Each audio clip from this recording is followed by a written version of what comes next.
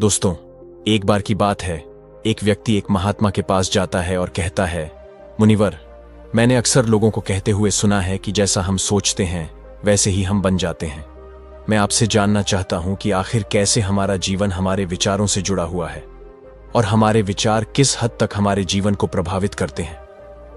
महात्मा ने कहा, यह बात सत्य है कि इंसान जैसा सोचता है वैसा ही बन जाता है। हम जिस भी विचार को अपने मन में लंबे समय तक रखते हैं और उसके बारे में बार बार सोचते रहते हैं, हम वैसे ही बनते चले जाते हैं। लोग अपने आप को उन विचारों से बनाते हैं जिनके बारे में वह लगातार मन में सोचते रहते हैं। इंसान का चरित्र भी उसके विचार ही बनाते हैं।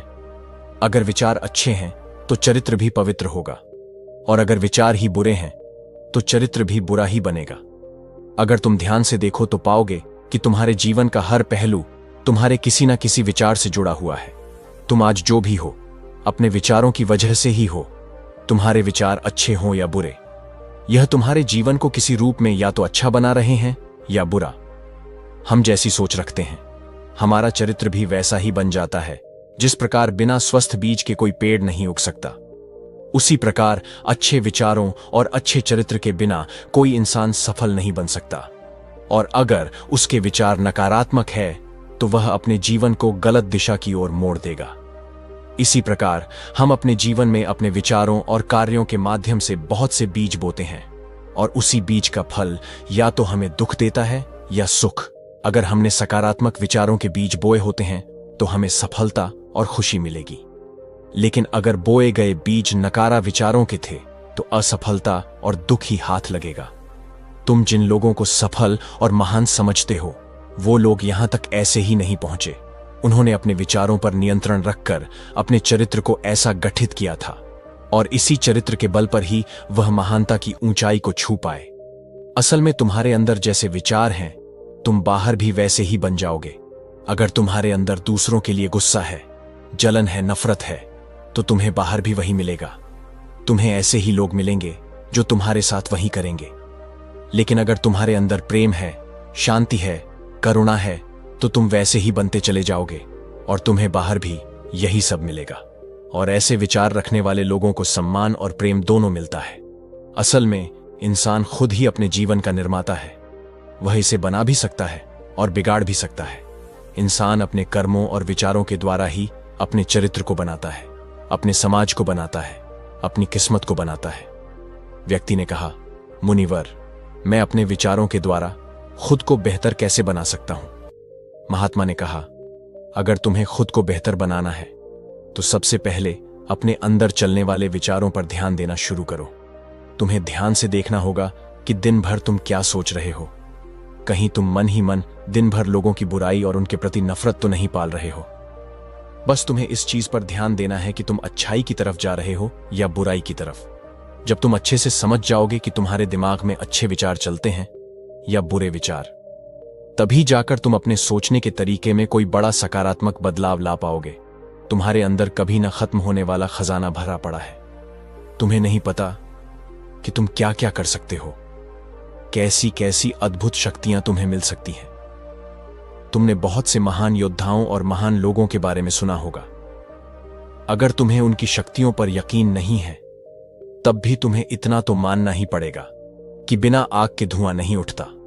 उनमें कुछ ना कुछ तो बात रही होगी जिसकी वजह से उनके बारे में इतना कुछ लिखा और कहा गया है। तो आखिर वह कौन से लोग हैं जिन्हें संसार ने महान योद्धा और महान आदर्श के रूप में पूजा? अगर हम थोड़ा गहराई से सोचे तो ये वो लोग हैं जिन्होंने अपने अंदर के कभी न खत्म होने वाले खजाने को पहचान लिया था। वह रोज अभ्यास करते गए, खुद को बेहतर बनाते गए, लोगों की मदद करते गए, सबका अच्छा करते गए, और वह दुनिया में महान और अमर बन गए। अगर तुम भी ऐसा करना चाहते हो तो सबसे पहले तुम्हें अपने विचारों पर ध्यान देना होगा। बुद्ध जी ने आगे कहा, एक इंसान के दिमाग की तुलना एक बगीचे से की जा सकती है। जिस प्रकार एक बगीचे को साफ सुथरा और सुंदर बनाए रखने के लिए समय समय पर उसमें उग्र खरपतवारों को हटाना पड़ता है, रोज पानी देना पड़ता है, पौधे की देखरेख करनी पड़ती है, उसी प्रकार हमें अपने दिमाग को सकारात्मक और सुंदर बनाए रखने के लिए इसकी देखरेख करनी पड़ती है। इसमें से नकारात्मक विचारों को लगातार हटाना पड़ता है और सकारात्मक विचारों को जगह देनी पड़ती है। इसके लिए हमें डर, चिंता, नफरत और जलन जैसी भावनाओं से खुद को दूर रखना पड़ता है। और इसके लिए तुम्हें अपने अंदर चल रहे विचारों पर लगातार ध्यान देना होगा। किसी भी इंसान के अंदर उठने वाले विचार और उसका चरित्र काफी हद तक उसके आसपास के माहौल और उसकी परिस्थितियों पर निर्भर करता है। लेकिन इसका मतलब यह नहीं कि अगर किसी इंसान की परिस्थिति खराब है तो उसके विचार भी हमेशा खराब ही होंगे। वह अपने विचारों पर ध्यान देकर उन्हें बदल सकता है, और जैसे ही इस व्यक्ति के विचार बदलेंगे, उसका चरित्र और उसके काम करने का तरीका अपने आप ही बदल जाएगा। बस किसी भी व्यक्ति को धीरे धीरे यह सारी चीज सीखनी पड़ती है। विचारों के काम करने के तरीके को समझना पड़ता है। तुम्हें सबसे पहले यह मानना पड़ेगा कि जो काम सामने वाला व्यक्ति कर सकता है वह तुम भी कर सकते हो। बस तुम्हें इसके लिए बार बार अभ्यास करने की जरूरत है, नई चीज सीखने की जरूरत है। जैसे जैसे तुम्हारी सोच बदलेगी, तुम्हारी परिस्थितियां भी बदलती चली जाए। जो भी विचार तुम बीज के रूप में अपने मन मस्तिष्क में डालते चले जाओगे, वह धीरे धीरे तुम्हारे चरित्र में, तुम्हारे कामों में दिखना शुरू हो जाएगा। और एक बार जब वह विचार तुम्हारे अंदर जड़ें जमा लेगा तो तुम्हें सफल होने से कोई नहीं रोक सकता।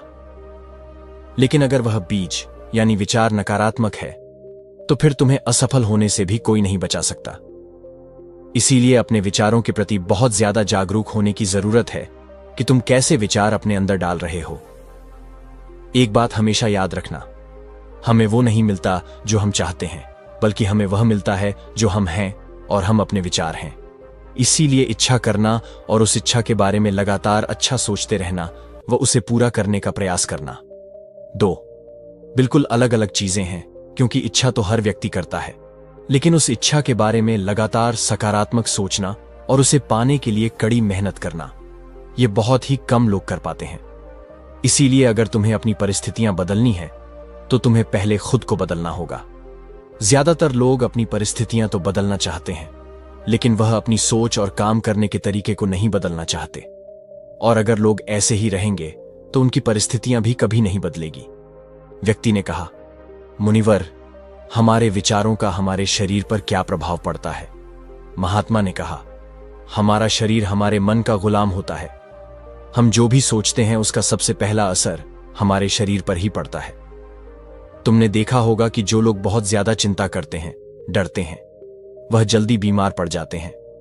इसके साथ ही जो लोग दूसरों के प्रति जलन रखते हैं और हमेशा नकारात्मक सोचते रहते हैं, वह भी बहुत ही जल्द मानसिक और शारीरिक बीमारी की चपेट में आ जाते हैं।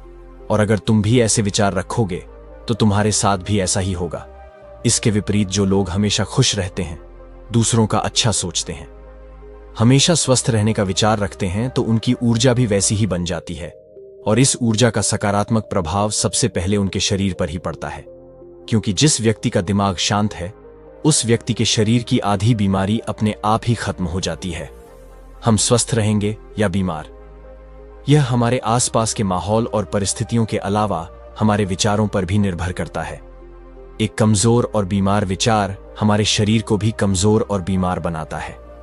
तुमने अपने आसपास ही देखा होगा कि जो लोग बीमार होने से सबसे ज्यादा डरते हैं, वही लोग सबसे ज्यादा बीमार पड़ते हैं।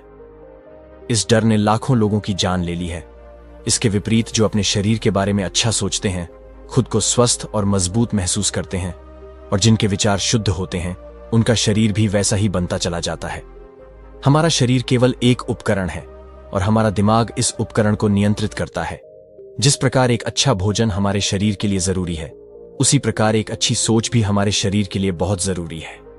जैसे ही तुम्हारे विचार शुद्ध होंगे, उसका सबसे पहला असर तुम्हारे शरीर पर देखने को मिलेगा। एक शुद्ध और सकारात्मक दिमाग कभी भी तुम्हें खराब भोजन नहीं खाने देता। इसीलिए सबसे पहले अपने दिमाग को सुरक्षित रखो, फिर यह दिमाग तुम्हारे शरीर को हर बीमारी से सुरक्षित रखेगा। अगर कोई बीमार और कमजोर व्यक्ति अपने शरीर को पूरी तरह से स्वस्थ करना चाहता है, तो उसे सबसे पहले अपने विचार और दिमाग को स्वस्थ करना चाहिए। उसे प्रकृति के संपर्क में रहना चाहिए, सूरज की रोशनी में रहना चाहिए, और एक पल के लिए भी अपने शरीर के बारे में नकारात्मक नहीं सोचना चाहिए। वो जैसा स्वस्थ चाहता है, उसे खुद को वैसा ही महसूस करना चाहिए और पूर्ण विश्वास रखना चाहिए कि वह वैसा बन सकता है। व्यक्ति ने कहा, मुनिवर, अब आप मुझे यह बताइए कि हमारे विचार हमारे लक्ष्य को कैसे प्रभावित करते हैं। महात्मा ने कहा, जब तक तुम्हारा लक्ष्य तुम्हारे विचारों से नहीं जुड़ेगा, तब तक तुम्हें सफलता नहीं मिल सकती। कहने का अर्थ यह है कि सोचने को तो तुम हर रोज एक नई चीज सोच सकते हो कि आज मुझे यह बनना है, कल मुझे यह बनना है, या बाद में कुछ और बनना है। लेकिन जब तक तुम अपना एक लक्ष्य निर्धारित नहीं करोगे, तब तक तुम कोई बड़ा काम नहीं कर सकते।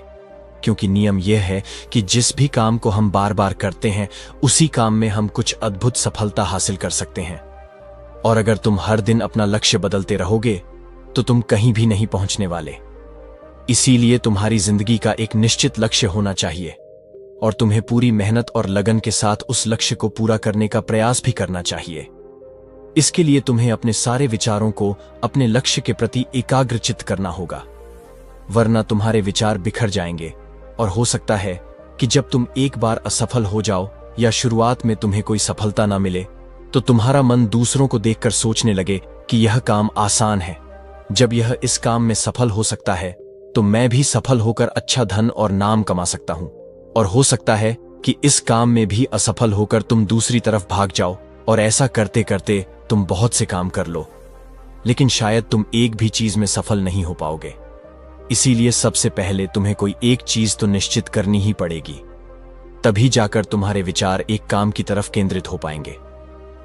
अब तुम्हारा वह लक्ष्य कुछ भी हो सकता है, चाहे मानसिक शांति प्राप्त करना हो या अमीर बनना। लेकिन याद रखो, लक्ष्य ही वह चीज है जो तुम्हारे विचारों को एक दिशा में केंद्रित कर सकता है। अगर तुम अपने लक्ष्य को हासिल करने में बार बार असफल हो रहे हो, तो इसका मतलब यह नहीं कि तुम उसे हासिल नहीं कर सकते, बल्कि इसका मतलब यह है कि तुम्हारा आपके लक्ष्य को हासिल करने का तरीका गलत है। तुम्हें अपने लक्ष्य को नहीं, बल्कि अपनी सोच और अपने काम करने के तरीके को बदलना है। अगर तुम ऐसा करते हो, तो तुम धीरे धीरे सीखकर अपने तक पहुंच जाओगे। कभी भी ऐसा असफलता से डरना मत। अगर तुम्हें कुछ बड़ा हासिल करना है, तो तुम्हें अंदर से बहुत मजबूत बनना पड़ेगा, क्योंकि चाहे तुम कुछ भी करो, लोग अक्सर तुम्हें अपनी बातों से कमजोर और हताश करने की कोशिश करेंगे। अगर तुम डर गए, फिर तुम अपने किसी भी लक्ष्य में सफलता हासिल नहीं कर पाओगे, क्योंकि डर तुम्हारी हर आशा, हर उम्मीद को खत्म कर देता है और तुम्हारे हर विचार सिर्फ तुम्हारे डर तक सिमट कर रह जाएंगे। और डर डर कर तुम अंततः खुद को शारीरिक और मानसिक रूप से बीमार कर लोगे। फिर जाकर तुम्हें समझ आएगा कि तुम अपने इस झूठे डर के एहसास में कितनी बड़ी गलती कर चुके हो, और फिर तुम्हारे लिए उस हालत से खुद को बाहर निकाल पाना बहुत ही मुश्किल होगा। इसीलिए सबसे पहले एक लक्ष्य बनाओ, ताकि तुम्हारे विचार उसकी तरफ एकाग्र हो सके। उसके बाद बार बार असफल होने पर भी डरो, क्योंकि यह लक्ष्य की प्राप्ति का एक हिस्सा ही है। और पूर्ण भरोसा रखो कि तुम सफल जरूर होगे, और एक दिन तुम हो भी जाओगे। व्यक्ति ने कहा, मुनिवर, विचार और मन की शांति का क्या संबंध है? महात्मा ने कहा, मन की शांति वह खजाना है जिसे दुनिया के 1% लोग भी हासिल नहीं कर पाते, और जिसने यह खजाना हासिल कर लिया, वो इस दुनिया का सबसे खुशनसीब इंसान है। वह लोगों की भीड़ में सबसे अलग नजर आता है। यह कहने में जितना आसान लगता है, असल में यह उतना आसान नहीं है। मन की शांति को लंबे समय तक केवल आत्मनियंत्रण के द्वारा ही पाया जा सकता है। जब कोई व्यक्ति खुद को और दुनिया को समझ लेता है, मोह और प्रेम के बीच के अंतर को समझ जाता है, उसके अंदर से नफरत, डर और जलन जैसी भावनाएं खत्म हो जाती हैं, तब जाकर एक व्यक्ति सच्ची मन की शांति को पा सकता है। और यही हर इंसान का अंतिम लक्ष्य भी है। एक अंदर से शांत व्यक्ति बुरी से बुरी परिस्थिति में भी खुद को नियंत्रित रख सकता है। जितनी मानसिक शक्ति एक शांत इंसान के पास होती है, उतनी और किसी के पास नहीं होती। शांत इंसान का मतलब एक ऐसे व्यक्ति से है जिसका मन पूरी तरह से शांत हो चुका है, क्योंकि जैसे ही तुम्हारा मन शांत हो जाएगा, तुम्हारे सभी विचार शांत हो जाएंगे, और तब तुम महसूस कर पाओगे कि असल में तुम्हारा दिमाग कितना शक्तिशाली है। जैसे ही तुम्हें मन की शांति मिलेगी, तुम्हें यह अनुभव होगा कि तुम्हारी मानसिक शक्ति इतनी बढ़ चुकी है कि अब तुम्हारे लिए हर काम आसान हो चुका है। तुम जहां भी होगे, जैसे भी परिस्थिति में होंगे, खुद को स्वीकार करने लगोगे, हमेशा खुश रहने लगोगे। अगर तुम्हें इस स्थिति को पाना है, तो इसकी शुरुआत भी तुम्हें अपने विचारों से ही करनी पड़ेगी।